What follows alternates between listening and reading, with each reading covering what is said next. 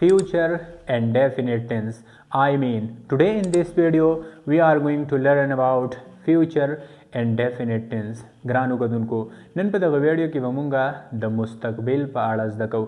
نن په دغه ویډیو کې به مونږه د فیوچر ټینس په اړه زده کوو. لکه څنګه چې مونږ په پښتو کې خبرې کوو او مونږ وایو زه به ډاکټر جوړېږم په مستقبل کې I shall become a doctor. هغه به استاد جوړیږي. He will become a teacher. زه به تاته لس ورځې پس رینګ وکم. I shall call you after 10 days. 15 ورځې پس به اختر وي.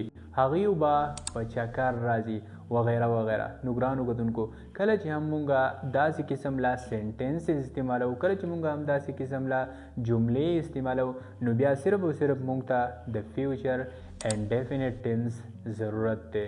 نو او بالکل ګرانو کتونکو نن په دې ویډیو کې به مونږه د څه داسې قسم له سینټنسز د څه داسې قسم له جملو طریقه زده کوو چې هغه ستاسو د انګلیش ویلو لپاره ډیره زیاته مهمه ده، چې هغه ستاسو د انګلیش ویلو لپاره ډیره زیاته crucial ده. So dear friends, I don't want to waste your time more.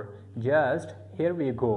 نو بس ګرانو کتونکو که چېرته څوک هم درنه تپوس وکړي چې فیوچر اینڈ ډیفینټ ټینس یا سمپل فیوچر ټینس مونږه ولې زده کوو او کله چې زده هم کو نو بیا دغه ټینس مونږه د څه دپاره استعمالو، نو صرف او صرف ورته وایئ د فیوچر اینڈ ډیفینټ ټینس is used to describe an action that will happen in the future.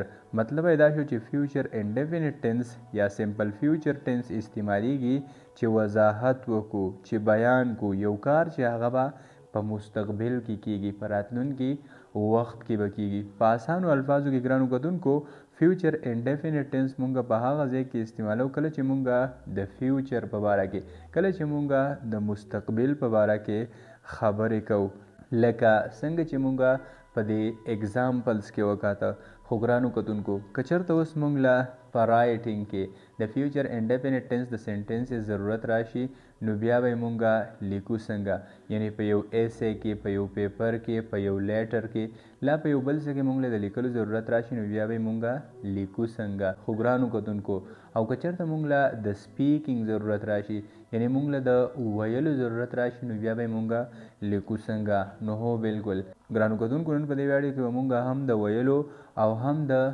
لیکلو طریقه زده کوو، خو په یو داسې انداز به یې زده کوو چې انشاءالله تر مرګه پورې به دنه هم هیر نشي. نو ګرانو کتونکو د ټولو ناول پازیټیو سینټنسز زده کوو، یعنی مثبت جملې زده کوو په کومې کې چې یو کار کیږي، هغې ته ویل کېږي پازیټیو سینټنسز. فار ایگزامپل زما سره یو سینټنس دی او هغه داسې دی زه به خپله زندګي یو ورځ بدلومه، یعنی زه به خپله زندګي یو ورځ بدلومه، سبا به بدلوم، بل سبا، بله ورځ، میاشت پس، 2 میاشتې پس، کال پس، په راتلونکي وخت کې زه به خپله زندګي یو ورځ بدلومه. نو ګرانو کتونکو دا سینټنس چې مونږه انګلیش ته ټرانسلیټ کوو، نو دې دپاره یو شارټ غوندې سټرکچر دی، یو شارټ غوندې فارموله ده چې د هغې په مدد سره مونږ دا سینټنس ډېر په آرام سره او ډېر په اسانه انګلیش ته ټرانسلیټ کولی شو.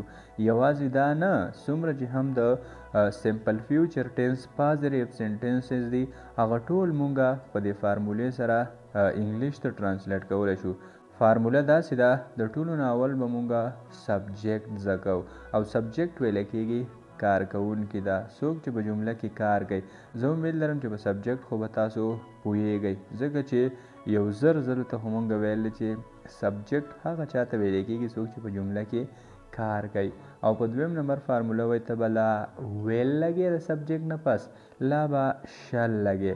او په دریم نمبر د ورب فرست فارم، لکه څنګه چې تاسو ته ما ویل دي د هر ورب څلور حالات وي، فرست فارم، سیکنډ فارم، تھرډ فارم او آی ان جی فارم. نو په دریم نمبر فارموله وایي ته به د ورب فرست فارم لګې او په آخره کې به ابجیکټ، یعنی په څه چې کار کېږي ابجیکټ به لګې. خو ګرانو کتونکو اوس خبره داسې ده چې فارموله کې وایي لا به ویل لګې، لا به شل لګې. نو اوس به مونږ ویل کوم ځای کې لګو او شل به کوم ځای کې لګو. نو په یاد ساتئ که چېرته زموږ څه سبجیکټ آی و لا وی و، یعنی کارکوونکی آی و یا وی و، نو مونږ به د هغې نه پس سم 10 شل لګو. خو که چېرته د دې نه علاوه نور سبجیکټس هی او شی او ایټ او لا یو سینګولر نوم او یو سینګولر ناون د هغې نه پس به بیا مونږه ویل لګو.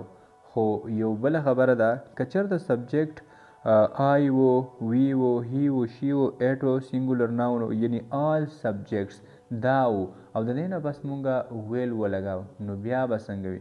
نو ګرانو کتونکو په یاد ساتئ دا هم ټیک ده، یعنی مطلب دا دی د آل سبجیکټس نه پس مونږ هم ویل لګولی شو. زمونږ سینټینس پې غلطیږي نه، خو صرف او صرف د آی او د وی نه پس چې شل استعمالیږي نو دا ګرامیټیکلی دا د شل استعمال دی. باقي په ویل باندې زمونږ سینټینس غلطیږي نه که چېرته مونږ د آی او د وی نه پس هم ویل ولګو. دا سینټینس چې زه انګلیش ته ټرانسلیټ کوم زه به خپله زندګي یو ورځ بدلوم. نو د ټول ناول څوک به خپله زندګي بدلوي؟ زه. زما دپاره استعمالیږي آی او په دویم نمبر شل. لکه څنګه چې تاسو ته ما ویل که چېرته زموږ سبجیکټ آی و وي و نو موږ به بیا شل لګو. نو او بالکل دلته زما سبجیکټ نو او بالکل دلته زما سبجیکټ آی دی، زه به شل ولګوم. آی شل او په دریم نمبر باندې د ور فرست فارم بدلول او بدلولو ته ویلی کېږي چینج. آی شل چینج او په آخر کې ابجیکټ مای لایف ون ډے. پوره سینټینس دا شو آی شل چینج مای لایف ون ډے، مطلب دا چې زه به یو ورځ خپله زندګي بدلوم. خو ګرانو کتونکو که چېرته د آی په ځای باندې زه اوس ووایم چې وی شل چینج اور لایف ون ډے، نو بیا مطلب دا شو چې مونږ به خپل زندګي یو ورځ بدلو. د آی په ځای مې وی ولګو او د مای لایف په ځای مې اور لایف ولګاو. وی شل چینج اور لایف ون ډے، مطلب دا چې مونږ به خپله زندګي یو ورځ بدلو. یو بل اگزامپل به داسې وي، یو بل سینټینس به داسې وي هغه به یو کامیابه ډاکټره جوړیږي. فار ایگزامپل مونږ د یو جینۍ په باره کې خبره کوو او مونږ وایو چې هغه به په مستقبل کې په راروان وخت کې په فیوچر کې یو کامیابه ډاکټره جوړیږي. نو د ټول ناول هغه د هغې لپاره استعمالیږي شي او بیا ویل. زه به دلته ویل ولګوم ځکه چې دا سبجیکټ نه آی دی او نه وی دی، دا شي دی. نو د شي نه بس به زه ویل ولګوم. شي ویل او په دریم نمبر د ور فرست فارم بیکم. شي ویل بیکم ا سکسیسفل ډاکټر، مطلب دا چې هغه به یو کامیابه ډاکټره جوړیږي. پوره اگزامپل دا شو، پوره سینټینس دا شو شي ویل بیکم ا سکسیسفل ډاکټر، مطلب دا شو چې هغه به یو کامیابه ډاکټره جوړیږي. او ګرانو کتونکو زه امید لرم چې تاسو به په دې باندې پوه شوي یئ. او اوس راځئ چې یو بل اگزامپل ورکو، یو بل سینټینس هم زده کړو د پازیټیو اف سینټینسز په اړه. او هغه داسې دی زمونږ ملک به ترقي کوي په مستقبل کې، یعنی زمونږ ملک پاکستان به په روان وخت کې په فیوچر کې ترقي کوي. نو د ټول ناول فارموله وایي ته ولګو زمونږ ملک. زمونږ د ملک لپاره استعمالیږي our country او په دویم نمبر باندې will our country will او په دریم نمبر د ور فرست فارم progress ترقی کولو ته ویل کېږي progress. our country will progress in the future. پوره سینټینس دا شو our country will progress in the future، مطلب دا چې زمونږ ملک به یو ورځ ترقی کوي. او ګرانو کتونکو که چېرته زه د 8 په باره کې ویم، زه ویم چې 8 will rain tomorrow، نو بیا د 8 will rain tomorrow مطلب دا شو چې سبا به باران وي. او که چېرته زه ویم چې 8 will rain the day after tomorrow، نو بیا مطلب دا شو چې سبا نه او بل سبا به باران وي. خو که زه ویم چې سبا به واورې وي نو بیا د دې لپاره دا نه استعمالیږي چې 8 will rain tomorrow. د دې لپاره بیا مونږ وایو 8 will snow tomorrow. واورې ته ویلی کېږي snow او باران ته ویلی کېږي rain. نو 8 will snow tomorrow. او ګرانو کتونکو اوس راځئ چې په دویم نمبر باندې نیګیټیو سینټینسز زده کړو او هغه هم د سمپل فیوچر ټینس، د فیوچر انډیفینټ ټینس. نیګیټیو سینټینسز هغه جملو ته ویلی کېږي چې په هغې کې یو کار نه کېږي. لکه څنګه چې موږ په پښتو کې وایو، موږ وایو زه به سبا هلته نه ځم، سبا به باران نه وي، هغه به سبا نه راځي، یعنی نیگیټیو جملې چې په هغې کې یو کار نه کیږي. د نیگیټیو سنټنسز د ټرانسلیټ کولو دپاره به صرف او صرف مونږه د ویل نه پس یا د شل نه پس مونږه سبجیکټ ته به ګورو. که سبجیکټ زموږ څه آی و لا وی و نو بیا به د شل نه پس، او که سبجیکټ زموږ څه هی شي اټ یا سینګولر ناون نو بیا به د ویل نه پس مونږه ناٹ لګو. او باقی هم هغه د پازیټیو سنټنسز سټرکچر دی، هغه د پازیټیو سنټنسز فارموله ده. د ټول ناول به سبجیکټ لګو، بیا به ویل ناٹ یا شل ناٹ لګو. په دریم نمبر د ورب فرست فارم او په اخره کې ابجیکټ. خو ګرانو کتونکو دا یو خبره په یاد ساتئ، بالکل غوږونه کولاو کوئ او لږ لږ رانږدې شئ. دا یو خبره بالکل په یاد وساتئ چې هیر کیږي دننه. که چرته مونږه د ویل ناٹ په ځای باندې وونټ ووایو نو هم ټیک ده، یعنی د ویل ناٹ کنټریکشن فارم وونټ دی. او که چرته مونږه د شل ناٹ په ځای باندې شانټ ووایو نو هم ټیک ده، یعنی د شل ناٹ کنټریکشن فارم شانټ دی. نو فار ایگزامپل زما سره یو سنټنس دی د نیگیټیو سنټنسز، او هغه داسې دی ته به نه پیل کیږي کله چې ته سخت محنت وکې، یعنی ته به نه پیل کیږي په سکول کې، په یو امتحان کې، په یو بل څه کې. کله چې ته سخت محنت وکې نو د ټولو ناول سبجیکټ یو په دویم نمبر ویل ناٹ، یو ویل ناٹ فیل، یعنی د ور فرست فارم یو ویل ناٹ فیل اف یو ورک هارد. مطلب دا شو چې ته به نه پیل کیږي کله چې ته سخت محنت وکې. خو ګرانو کتونکو که چېرته زه د ویل ناٹ په ځای باندې ووایم چې یو وونټ فیل اف یو ورک هارد، نو بیا هم مطلب دا شو چې ته به نه فیل کیږي کله چې ته سخت محنت وکې، یعنی د ویل ناٹ په ځای باندې وونټ. او ګرانو کتونکو که چېرته زه د یو په ځای باندې ووایم دی، یعنی زه ووایم دی وونټ فیل اف دی ورک هارد، نو بیا مطلب دا شو چې هغوی به نه پیل کیږي کله چې هغوی سخت محنت وکړي. یو بل سنټنس به داسې وي، یو بل اگزامپل به داسې وي، مونږ به په سعودي عرب کې خپل وخت نه ضایع کوو، یعنی په فیوچر کې به مونږ په سعودي عرب کې خپل وخت نه ضایع کوو. یو نیگیټیو سنټنس دی. نو د ټولو ناول وی په دویم نمبر باندې شل ناٹ، وی شل ناٹ، او په دریم نمبر د ور فرست فارم ویسٹ، وی شل ناٹ ویسٹ our time in Saudi Arabia. پورا سنټنس دا شو we shall not waste our time in Saudi Arabia. مطلب دا شو چې موږ په سعودي عرب کې خپل وخت نه ضایع کوو. خو که چېرته زه د وی په ځای باندې آی ووایم، زه ووایم چې I shall not یا I shan't waste my time in Saudi Arabia، نو بیا مطلب دا چې زه به په سعودي عرب کې خپل وخت نه ضایع کوم.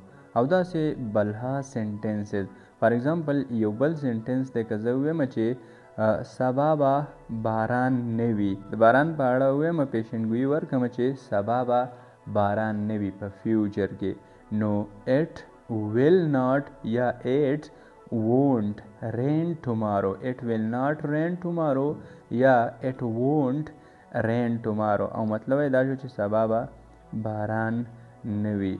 او که چېرته ووایم چې سبا نه بل سبا به دوند نه وي، نو بیا دې لپاره استعمالیږي اټ ویل ناٹ فگ د ډے آفټر ټمارو یا اټ وونټ فگ د ډے آفټر ټمارو.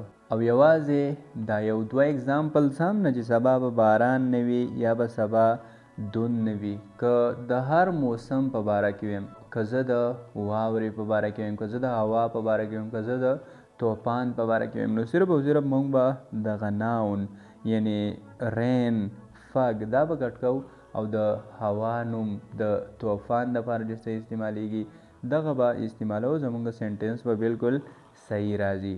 او ګرانو کتونکو اوس راځي چې په دریم نمبر باندې د انټراګریټیو سنټنسز په باره کې هم زده کړو، یعنی د سمپل فیوچر یا د فیوچر انډیفینټ ټینس د انټراګریټیو سنټنسز په باره کې هم زده کړو. خو په یاد ساتئ انټراګریټیو سنټنسز هغه جملو ته ویل کېږي چې په هغې کې مونږ د د چا نه پوښتنه کوو، د چا نه سوال کوو. مونږ ته د یو خبرې په باره کې پته نه وي او مونږ د هغې په باره کې بیا د چا نه پوښتنه کوو، سوال کوو، نو هغې ته ویلی کېږي انټراګیټیو سینټنسز.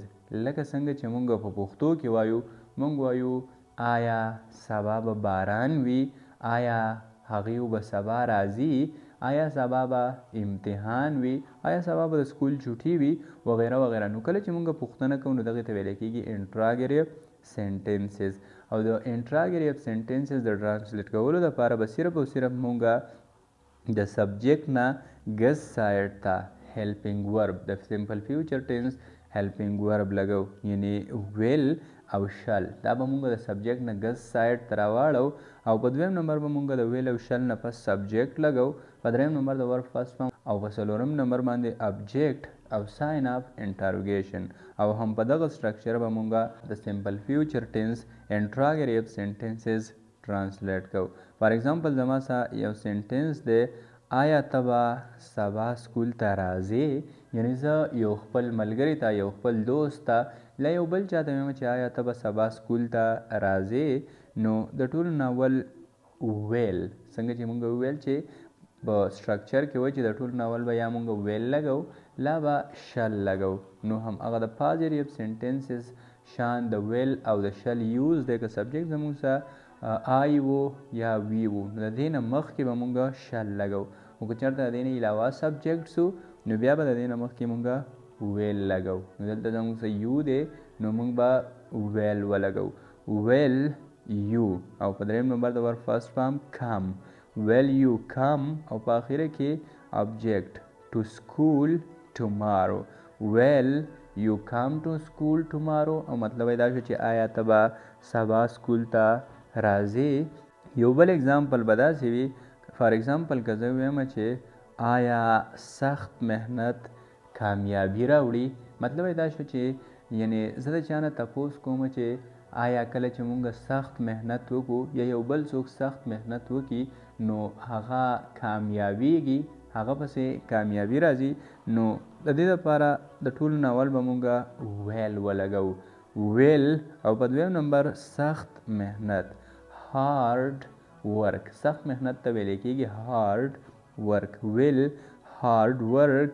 او په دریم نمبر د ورب فرست فارم برینګ، راوړلو ته ویل کېږي برینګ. او په آخره کې سکسیس. پوره سینټنس دا شو ویل هارد ورک برینګ سکسیس. او مطلب دا شو چې آیا سخت محنت کامیابی راوړي، او مطلب دا شو چې آیا سخت محنت کامیابی راوړي. او ګرانو کتونکو اوس راځي چې په آخري نمبر باندې د سمپل فیوچر ټینس انټراګیټیو سینټنسز زده کړو او بیا په آخري نمبر باندې لاړ شو نیګیټیو انټراګیټیو سینټنسز زده کړو او بس بیا هم دا د نن دپاره کافي دی. یو بل اگزامپل به داسې وي، آیا مونږ به نن شپه میچ ګورو، یعنی ماسخوتن نه پس نن شپه آیا مونږ به نن شپه میچ ګورو؟ زه پوښتنه کوم. نو د ټولو نه اول شل، ځکه چې زمونږ سره دلته سبجیکټ وی دی نو زه به شل ولګوم. په دویم نمبر باندې وی، شل وی. په دریم نمبر د ورب فرست فارم شل وی واچ. او په آخره کې د میچ ټونایټ. پوره سینټنس دا شو شل وی واچ د میچ ټونایټ. او مطلب دا شو چې آیا نن شپه به مونږ میچ ګورو. نو ګرانو کتونکو زه امید لرم چې تاسو به په پازیټیو، نیګیټیو او په انټراګیټیو سینټنسز باندې پوه شوي یئ. او لکه څنګه چې تاسو ته معلومه ده د سمپل فیوچر ټینس پازیټیو، نیګیټیو او انټراګیټیو سینټنسز ډېر زیات اهم دي د انګلیش ویلو لپاره. که چېرته تاسو غواړئ چې تاسو د چا سره د فیوچر په باره کې روانې خبرې وکړئ، د چا د فیوچر په باره کې روان انګلیش ووایئ، نو بیا تاسو له سمپل فیوچر ټینس زده کول انتهایی اخم دي. نو په دغه وجه انشاءالله د دې ویډیو د کتلو نه پس به مونږ د سمپل فیوچر ټینس په پازیټیو سینټنسز، نیګیټیو سینټنسز او هم په انټراګیټیو سینټنسز باندې د پریکټس دپاره یو ځان له ویډیو جوړو چې انشاءالله په هغې کې به د 100 نه سوا اگزامپل سینټنسز وي. لکه څنګه چې تاسو ته ما ویل چې د انګلیش ویلو دپاره د فیوچر ټینس د مستقبل په باره کې د خبرو کولو دپاره سمپل فیوچر ټینس ډیر اهم دی. نو انشاءالله زمونږ بله ویډیو به د اگزامپل سنټنسز وي په سمپل فیوچر ټینس باندې او 100+ سنټنسز به وي پکې. نو دغه ویډیو هم ستاسو دپاره ډیره زیاته کروشل ده. دغه ویډیو هم ستاسو دپاره ډیره زیاته اهمه ده. په دې کې به تاسو نوي وکیبلري زده کوئ او دغسې نوي سنټنسز به پکې زده کوئ چې د هغې سره به ستاسو لیسننګ کمپریهنشن هم سیوا شي، د اورېدلو قوت به هم سیوا شي، د اورېدلو مسلز به هم ټرین شي او دغسې په هغې سره به ستاسو نور هم پریکټس وشي. اوس راځئ چې په 4 نمبر باندې د سمپل فیوچر ټینس نیګیټیو انټراګیټیو سنټنسز زده کو او بس بیا هم دا د نن دپاره کافي دی. نیگیټیو سنټنسز، نیگیټیو انټراګیټیو سنټنسز هغه جملو ته وایي چې په هغې کې مونږ د چا نه د یو نیگیټیو کار، د یو نیگیټیو خبرې په اړه پوښتنه کوو. لکه څنګه چې مونږ په پښتو کې وایو، مونږ وایو آیا هغې به سبا نه راځي، آیا ته به سبا سکول ته نه ځې، آیا مونږ به سبا میچ نه ګورو، آیا سبا به باران نه وي، وغیره وغیره. داسې بلها اگزامپلز دې ته ویلی کېږي نیگیټیو انټراګیټیو سنټنسز. نو زما سره یو سنټنس دی، فار ایگزامپل که زه ویم چې آیا هغې سبا نه راځي، یعنې زه د یو چا په اړه ستا نه تپوس کوم او زه ویم چې آیا هغوی سبا نه راځي، نو د دې لپاره صرف او صرف مونږ به ویل او بیا شل. په اول نمبر به مونږ ویل او شل لګو، په دویم نمبر سبجیکټ، په دریم نمبر د سبجیکټ نه پس ناٹ او په څلورم نمبر د ور فرست فارم او په اخره کې ابجیکټ او ساین اف انټاروګیشن. دا سنټنس چې زه انګلیش ته ټرانسلیټ کوم، آیا هغې سبا نه راځي، نو د ټول ناول ویل، ځکه چې زما څه دلته هغوی دي او د هغوی دپاره دی استعمالیږي، نو زه به ویل ولګوم، ویل دی. او په دریم نمبر ناٹ، ویل دی ناٹ. او په څلورم نمبر د ور فرست فارم کم، ویل دی ناٹ کم.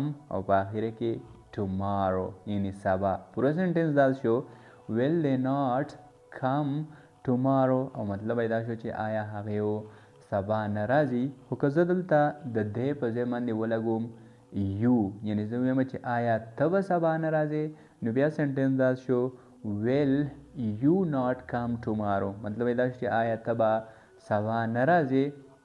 خو ګرانو کتونکو اوس راځئ چې نیګیټیو انټراګیټیو سنټنسز دا په یو بله فارموله باندې هم زده کړو. کومې ته چې ویلی کېږي سپوکن فارموله، کومې ته چې ویلی کېږي ایډوانس فارموله.